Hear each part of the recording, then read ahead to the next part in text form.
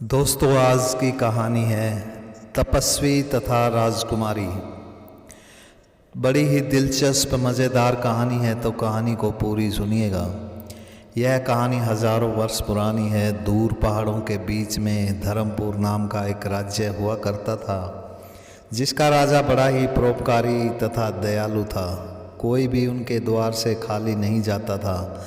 मांगने वाले की हर मुराद महल के द्वार पर पूरी हो जाया करती थी।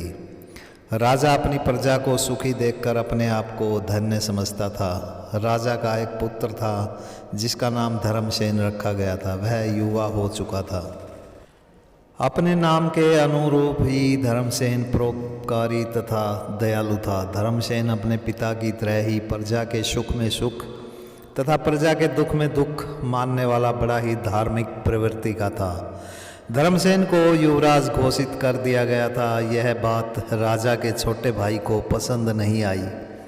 राजा का छोटा भाई राजा के बाद खुद राजा बनना चाहता था। यह उसकी कई वर्षों से तमन्ना थी। उसने षड्यंत्र करना शुरू कर दिया। उसने बहुत सारे सैनिकों को अपने साथ मिला लिया। धर्मसेन को जब पता चला कि उसका चाचा राज्य के लालच में षड्यंत्र कर रहा है, तो उसने अपने पिता से इस बारे में बात की। उसने अपने पिता से कहा, पिताश्री, हमारा चाचा राज्य के लालच में षड्यंत्र कर रहा है। मुझे इस राज्य के सुख की कामना नहीं है। अतः मैं आपसे गुजारिश करता हूँ कि आप उनको ही युवराज घोषित कर दें। राजा ने कहा, बेटा, मैंने तुम्हारे लिए इस राज्य को संभाल कर रखा था। अगर तुम्हें ही इसकी ज़रूरत नहीं है, तो फिर मुझे भी इस राज्य का राजा बनकर रहने में कोई दिलचस्पी नहीं है। मैं छोटे भाई को ही यहाँ का राजा बना देता हूँ और हम दोनों तपोवन में जाकर एक तपस्वी की ज़िंदगी व्यतीत करेंगे।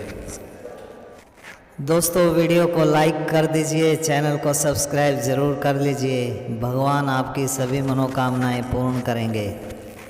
वे दोनों बातचीत कर ही रहे थे कि उनको राजा के छोटे भाई तथा सैनिकों ने घेर लिया। परोपकारी होने के साथ साथ राजकुमार बड़ा ही पराक्रमी भी था। कुछ ही देर में उसने सभी सैनिकों को मार दिया तथा अपने चाचा के गले पर तलवार रख दी और कहने लगा, चाचा, अगर मैं चाहूँ तो तुम्हारा सिर तलवार के एक ही वार से धड़ से अलग हो जाएगा, लेकिन मैं तुम्हें मारना नहीं चाहता। अगर तुम्हें राज्य ही चाहिए था तो मेरे पिताजी से बात कर लेनी थी। हमारे साथ रहकर भी तुम्हें हमारे बारे में कुछ भी पता नहीं चला। उसका चाचा कुछ भी नहीं बोला। राजा ने अपने छोटे भाई से कहा, देखो भाई, इस राज्य के लालच में आगे से तुम्हें कोई भी बुरा काम करने की ज़रूरत नहीं है। मैं तुमको यह पूरा राज्य सौंप दूंगा, लेकिन प्रजा को किसी भी तरह का कष्ट नहीं होना चाहिए। इसके बाद छोटे भाई को राजा घोषित कर दिया गया। दोनों पिता पुत्र जंगल की तरफ चले गए। यह जंगल काफ़ी बड़ा था तथा दूसरे साथ लगते राज्य की सीमा में पड़ता था। उन्होंने एक अच्छी सी जगह देखकर अपने लिए एक कुटिया बना ली। वहाँ उनको कोई भी नहीं पहचानता था। धीरे धीरे समय गुजरता रहा। जंगल में रहने वाले अन्य ऋषि मुनि उनको अब जानने लगे थे। धर्मसेन वहाँ पर रहने वाले ऋषि मुनियों की सेवा करने लगा और उसने उनसे प्रवचन सीखना भी शुरू कर दिया था। परोपकार की भावना धर्मसेन के अंदर जन्म से ही थी। वह निस्वार्थ भावना से ऋषि मुनियों की सेवा किया करता था, लेकिन उसने अपने अतीत के बारे में किसी को भी नहीं बताया। वह जंगल काफ़ी बड़ा था। उस जंगल में बहुत सारे ऋषि मुनि तपस्या किया करते थे। ऋषि मुनियों की तपस्या में कोई भी विघ्न ना पड़े, धर्मसेन हमेशा ऋषि मुनियों की सहायता किया करता था। थोड़े ही दिनों में धर्मसेन सभी ऋषि मुनियों का चहेता बन गया। जंगल के किनारे पर एक भव्य माता लक्ष्मी का मंदिर था।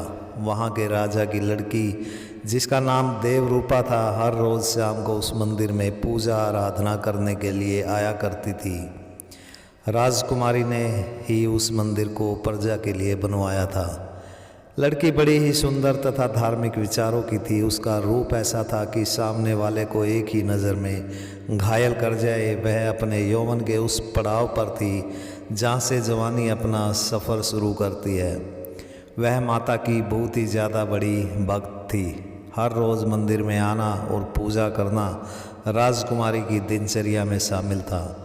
उसकी भक्ति से खुश होकर लक्ष्मी माता ने एक दिन राजकुमारी को दर्शन देकर कहा था कि उसका पति बड़ा ही सुंदर, बड़ा ही दयालु, चिरायु तथा तीनों लोक में नाम कमाने वाला होगा।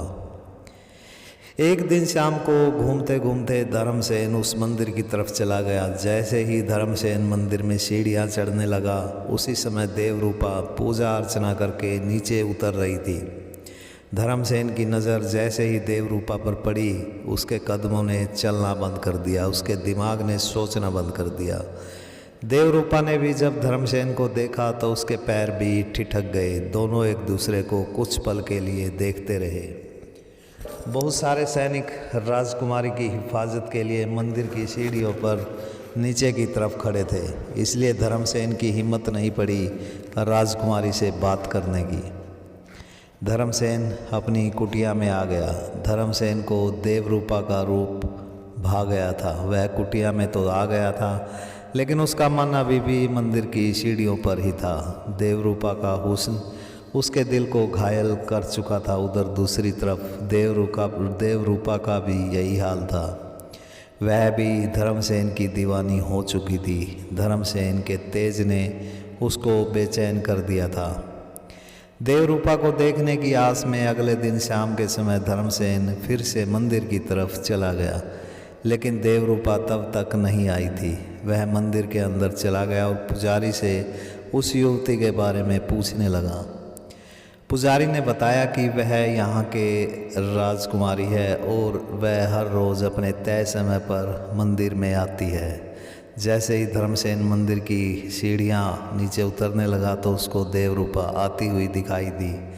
देवरूपा ने भी धर्मसेन को देख लिया था। देवरूपा की धड़कनें तेज हो गई थी। देवरूपा मंदिर के अंदर चली गई और पूजा अर्चना करके जैसे ही बाहर आई तो उसको धर्मसेन फिर से वहाँ पर नजर आया। अगले दिन फिर से धर्मसेन देवरूपा से मिलने के लिए मंदिर में चला आया। धर्मसेन की बेचैनी इतनी बढ़ गई थी कि आज तो वह सवेरे ही मंदिर की तरफ चला आया था। हालांकि उसको पता था कि राजकुमारी तो शाम के समय ही आएगी, लेकिन यह क्या, राजकुमारी तो मंदिर पर ही मौजूद थी। असल में राजकुमारी देवरूपा भी धर्मसेन के प्यार में पागल हो चुकी थी। उसने भी महल में बड़ी मुश्किल से रात काटी थी। जब दिल के हाथों मजबूर हो गई तो वह सुबह सवेरे ही मंदिर की तरफ चली आई थी। देवरूपा आज सैनिकों के साथ नहीं थी, वह अपनी एक सहेली के साथ आई थी। राजकुमारी धर्मसेन के पास आ गई और उससे उसका परिचय पूछने लगी। धर्मसेन ने अपने बारे में बताया कि वह एक तपस्वी है तथा अपने पिता के साथ इस जंगल में एक कुटिया बनाकर रहता है। दोस्तों, वीडियो को लाइक कर दीजिए, चैनल को सब्सक्राइब ज़रूर कर लीजिए। भगवान आपकी सभी मनोकामनाएं पूर्ण करेंगे। धर्मसेन ने देवरूपा से कहा, देखो राजकुमारी, तुम मुझे बहुत अच्छी लगती हो और तुम्हारे बगैर जीने की मैं कल्पना भी नहीं कर सकता। मैं तुमसे विवाह करना चाहता हूँ। उसने देवरूपा को अकेले में मिलने के लिए कहा। वह ना ही कह सकी। देवरूपा मिलने का वचन देकर वहाँ से चली गई। अगले दिन देवरूपा धर्मसेन से मिलने के लिए आ गई। दोनों एक दूसरे से बातें करने लगे। दोनों ने आपस में प्यार का इजहार किया। अब तो वे दोनों रोज़ ही आपस में मिलने लगे। देवरूपा का यौवन धर्मसेन को विचलित किया करता था। देवरूपा भी कामदेव के बोझ के तले दब चुकी थी। आखिरकार एक दिन उन दोनों के बीच की सीमा रेखा मिट गई। दोनों पर कामदेव हावी हो चुका था। दोनों के तन बदन में आग सी लग रही थी। जब उनसे सहन नहीं हुआ तो दोनों ने सारी सीमाएं लांघकर अपनी काम वासना को शांत किया। अब तो वे हर दूसरे तीसरे दिन अपने प्रेम को काम क्रीड़ा में बदलने लगे थे। इसी तरह कई महीने बीत गए। धीरे धीरे दोनों को प्रेम के चर्चे राजा के कानों तक भी पहुंच गए। राजा ने अपनी लड़की से इस बारे में बात की।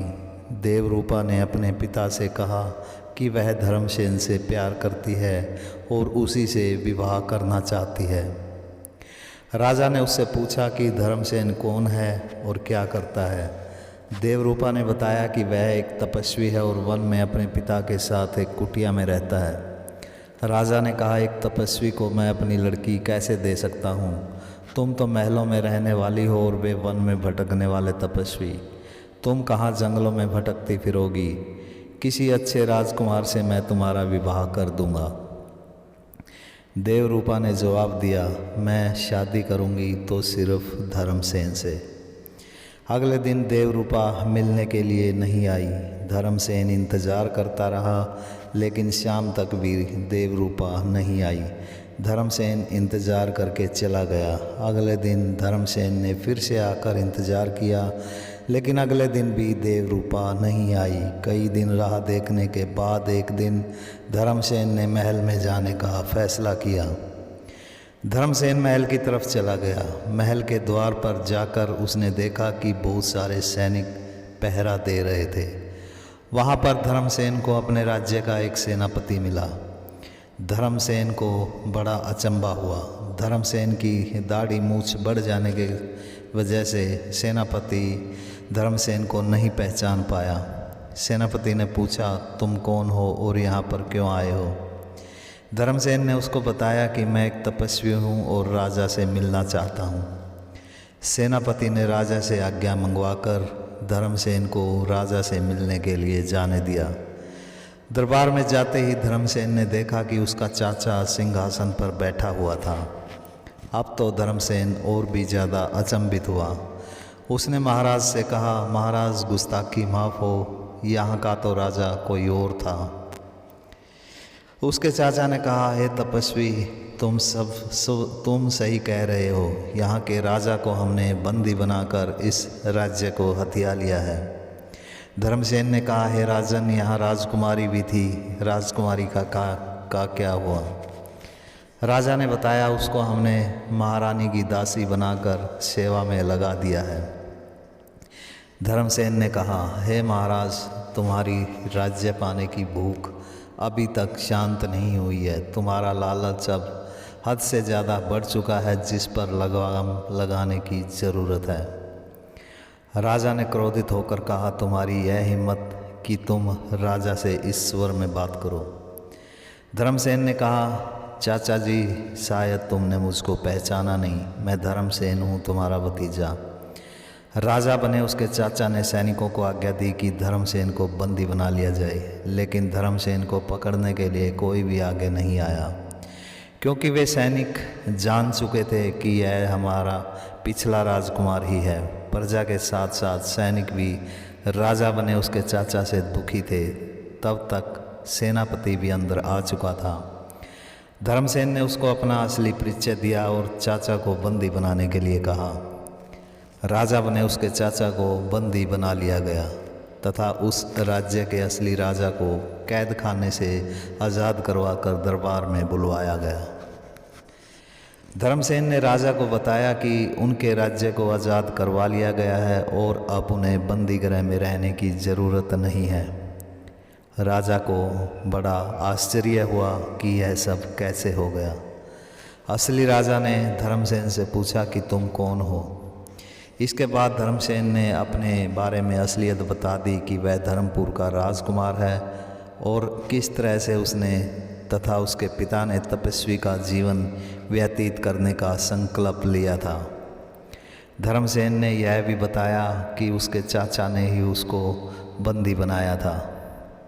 धर्मसेन ने असली राजा से कहा, महाराज, इस राज्य के आप ही असली राजा हो और मैं आपको ही इस राज्य का सिंहासन सौंपता हूँ। धर्मसेन के एहसान तले दबे राजा ने धर्मसेन से कहा, हे राजकुमार, मैं तुम्हारा कर्जदार हूँ और इस एहसान के बदले मैं अपनी पुत्री का विवाह तुमसे करने के लिए तैयार हूँ। धर्मसेन ने बताया, महाराज, आप मुझको नहीं जानते। मैं ही वह युवक हूँ जो राजकुमारी से प्यार करता है और राजकुमारी ने आपको मेरे बारे में शायद बताया भी था। मैं राजकुमारी की तलाश में ही इस राजमहल तक आया था। यहाँ आने पर ही मुझे मालूम हुआ कि आपको बंदी बना लिया गया था। धर्मसेन ने आगे कहा, महाराज मैं भले ही एक राजकुमार हूँ, लेकिन मैं अपना जीवन तपस्वी की तरह ही व्यतीत करूँगा। मैं राजमहल में जाकर नहीं रहूँगा। हमारे असली राज्य धर्मपुर का कोई राजा अब नहीं रहा है, इसलिए मैं अपने राज्य को अपने पिता को ही वापस सौंप दूँगा। हमसे गलती हो गई थी जो हमने अपने राज्य को गलत हाथों में सौंप दिया था। अब मेरे पिता ही हमारे राज्य को चलाएंगे। मैं राजकुमारी के बगैर जीने की सोच भी नहीं सकता, लेकिन मैं अपनी इच्छा उन पर थोप भी नहीं सकता। आप राजकुमारी को बुलवा कर उनसे भी एक बार मुझसे विवाह की बात पूछ लीजिए। राजकुमारी को दरबार में बुलवाया गया। दरबार में खड़े धर्मसेन तथा अपने पिता को सिंहासन पर विराजमान देखकर देवरूपा अचंभित हो गई। उसकी समझ में कुछ भी नहीं आ रहा था। धर्मसेन ने उसको कहा, तुम्हें अचंभित होने की कोई ज़रूरत नहीं है देवरूपा, तुम अपने पिता से ही पूछो कि क्या हुआ।